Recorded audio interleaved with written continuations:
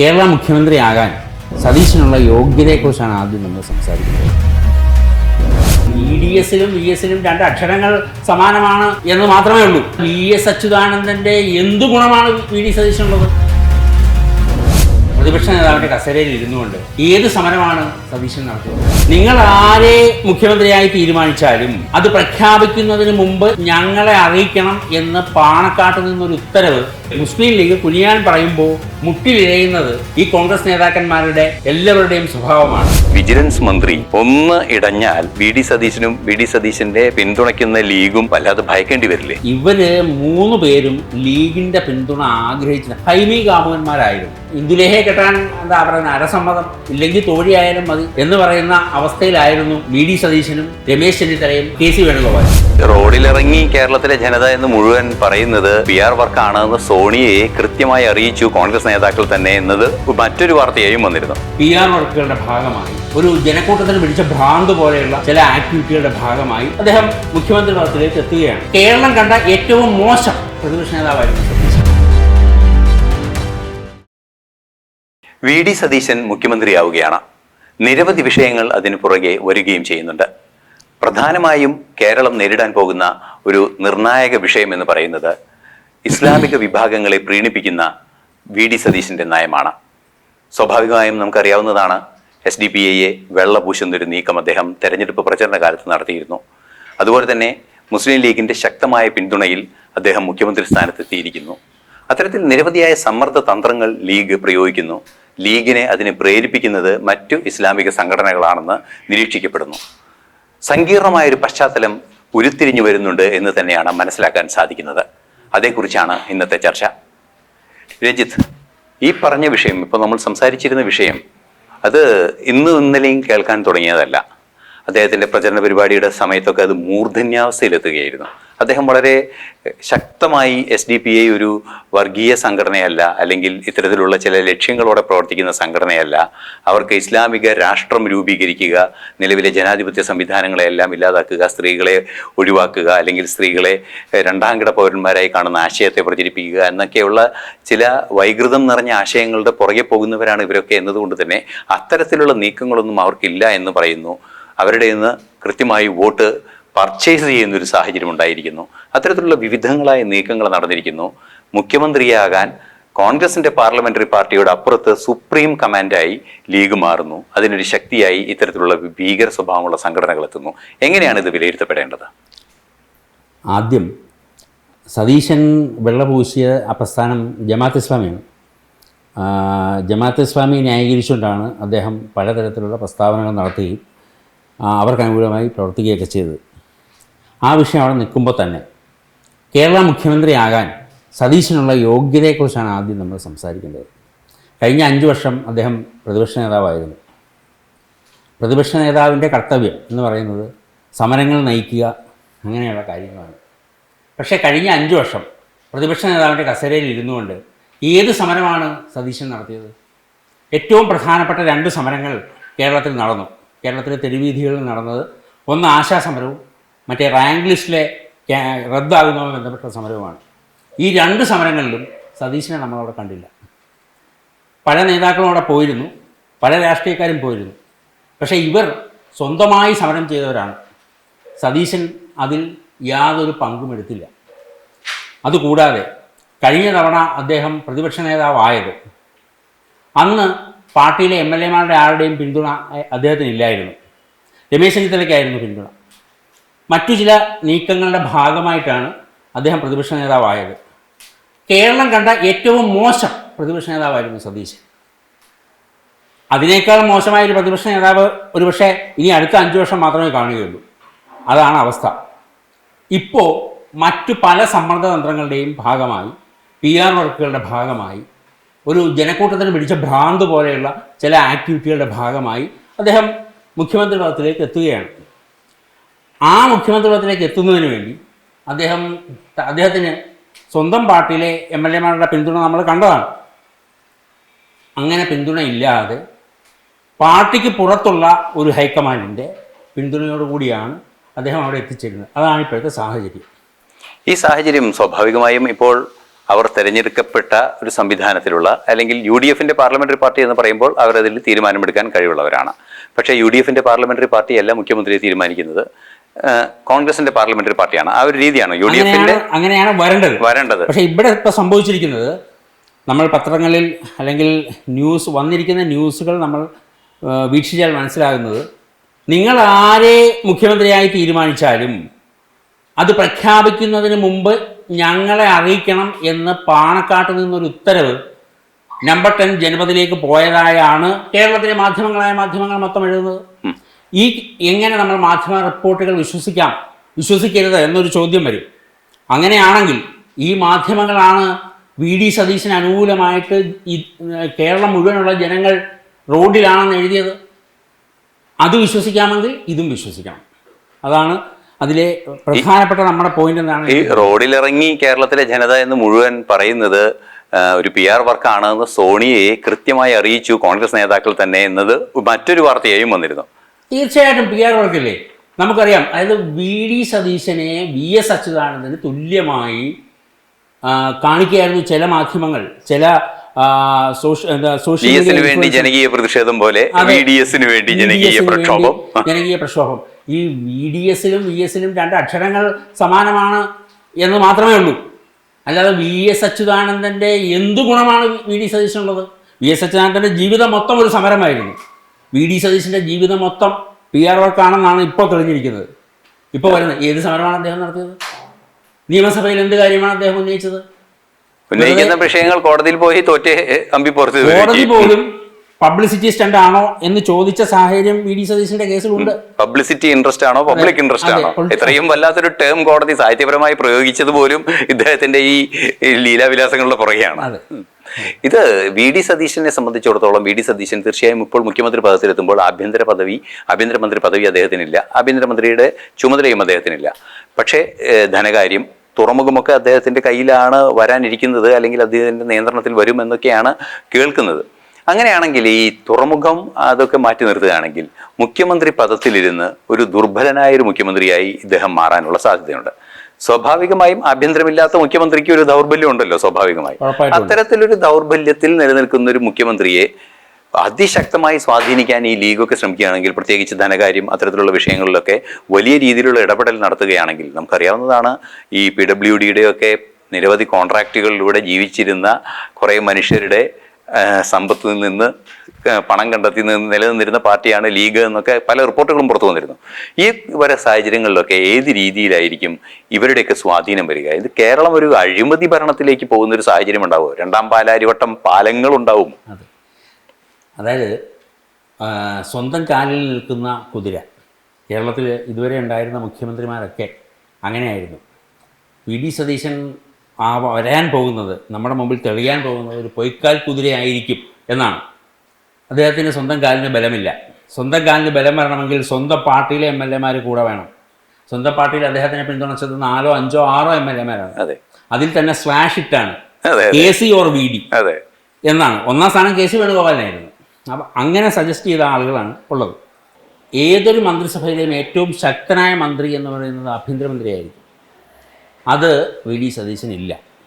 പിന്നെ വരാൻ പോകുന്നത് ലീഗ് ആവശ്യപ്പെട്ടിരിക്കുന്ന വ്യവസായം, IT, വിദ്യാഭ്യാസം, PWD, അതായത് പണം വരാൻ സാധ്യതയുള്ള വകുപ്പുകൾ മാത്രമാണ് ലീഗിൻ്റെ ആവശ്യം. എപ്പോഴും ഈ ശർക്കരക്കുടത്തിൽ കൈയിട്ട് അത് ഉപയോഗിക്കുക എന്നുള്ളതാണ് ലീഗിൻ്റെ ഇന്നേ വരെയുള്ള ചരിത്രത്തിൽ നമ്മൾ കണ്ടിട്ടുള്ളത്. പാലാരിവട്ടം പാലത്തിൻ്റെ കാര്യം അത് നമുക്കറിയാം. നമ്മുടെ മുമ്പിലുള്ള ഏറ്റവും വികൃതമായ വസ്തുതയാണ്. ഒരു പാലം പണിഞ്ഞ് അത് ദുർബലമായി കണ്ടതിന് ശേഷം അത് പൊളിക്കുക, എന്നിട്ട് വീണ്ടും പാലം പണിയുക. ഒരു ജനാധിപത്യ രാജ്യത്ത് നടന്ന സംഭവമാണ്. അതിന് ഉത്തരവാദിയായ ഒരാളും ഇതുവരെ ശിക്ഷിക്കപ്പെട്ടിട്ടില്ല. കേസുകളൊക്കെ നടക്കുന്നുണ്ടാവും, അതിൻ്റെ സ്ഥിതി എനിക്കറിയില്ല. കേസുകൾ നടക്കുന്നുണ്ടാവും.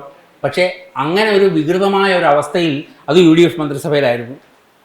അതിൻ്റെ ഒരു പുനരാവർത്തനം ഇവിടെ നടക്കാനാണ് എല്ലാ സാധ്യതയും.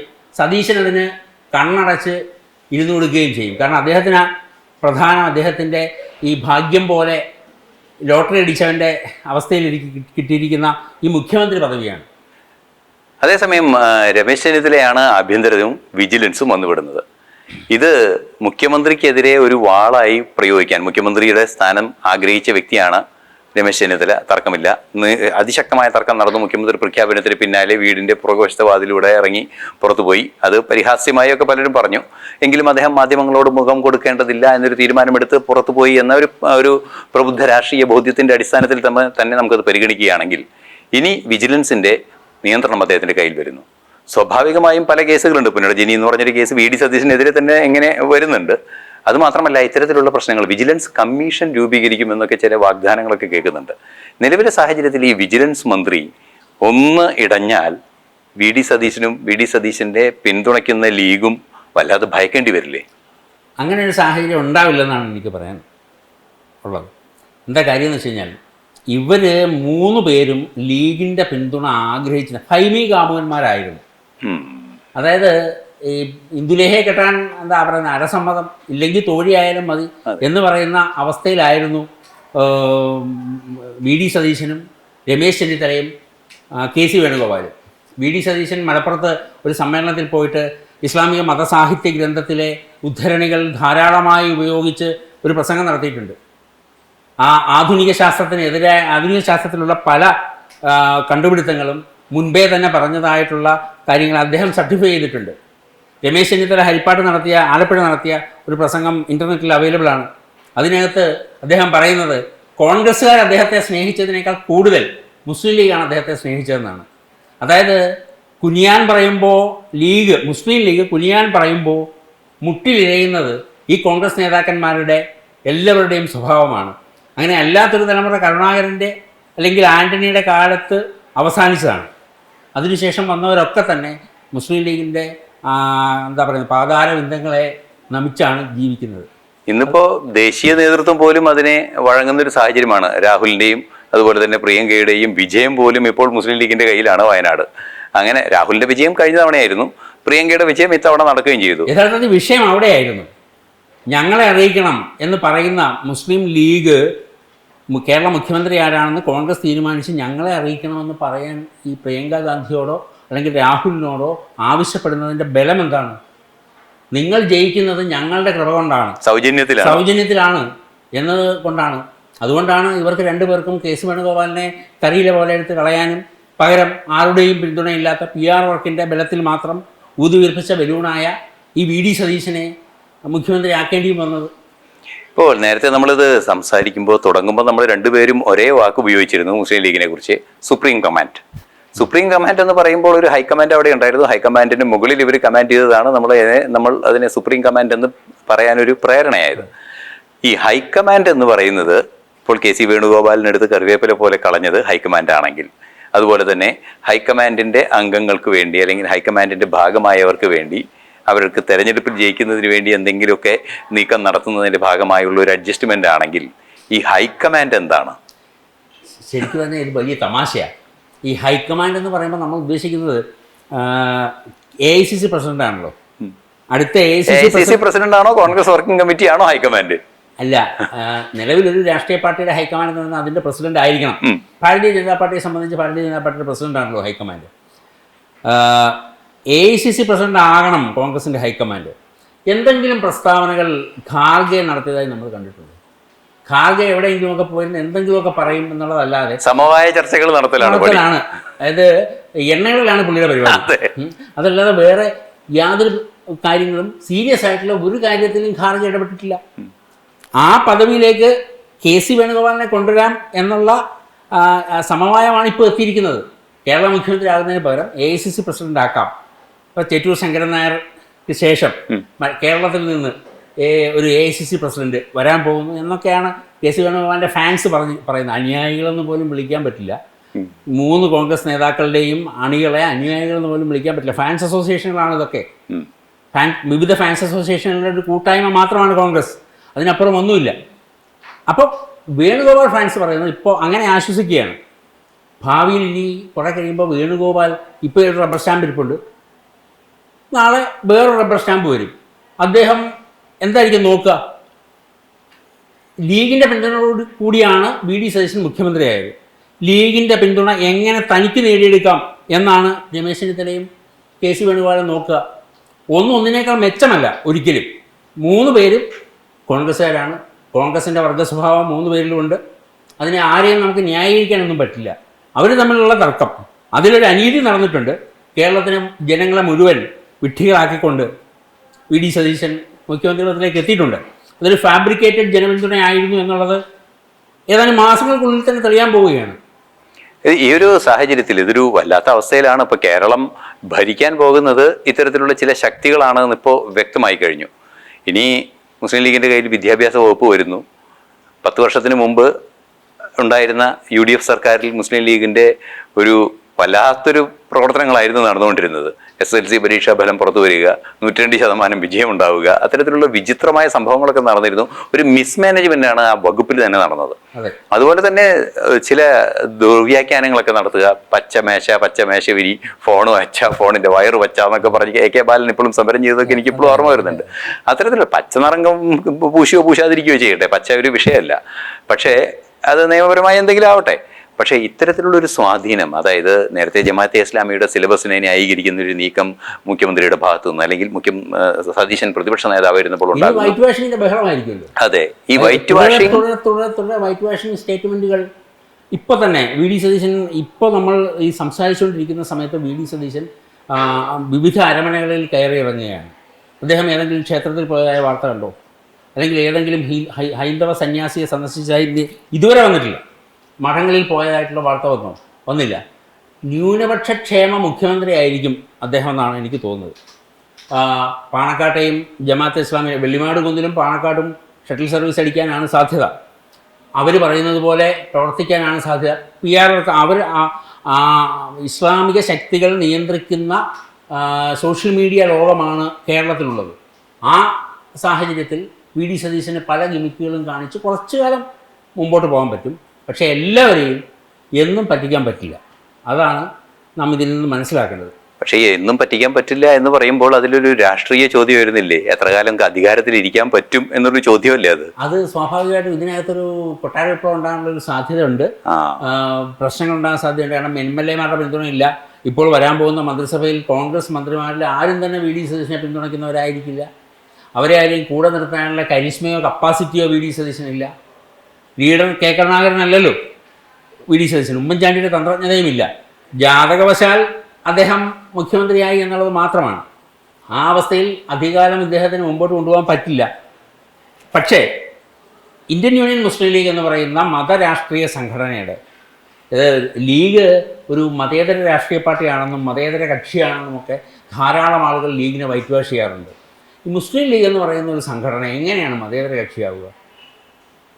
ഈ റിസർവേഷൻ സീറ്റുകളല്ലാതെ മറ്റേതെങ്കിലും ഒരു സീറ്റിൽ അവർ ഒരാളെ മത്സരിപ്പിച്ച് ജയിപ്പിച്ചാൽ, പേരിന് മത്സരിപ്പിച്ച് ജയിപ്പിച്ചാൽ പോരാ. അങ്ങനെയൊക്കെ 1-2 സംഭവങ്ങളൊക്കെ ഉണ്ടായിട്ടുണ്ട്.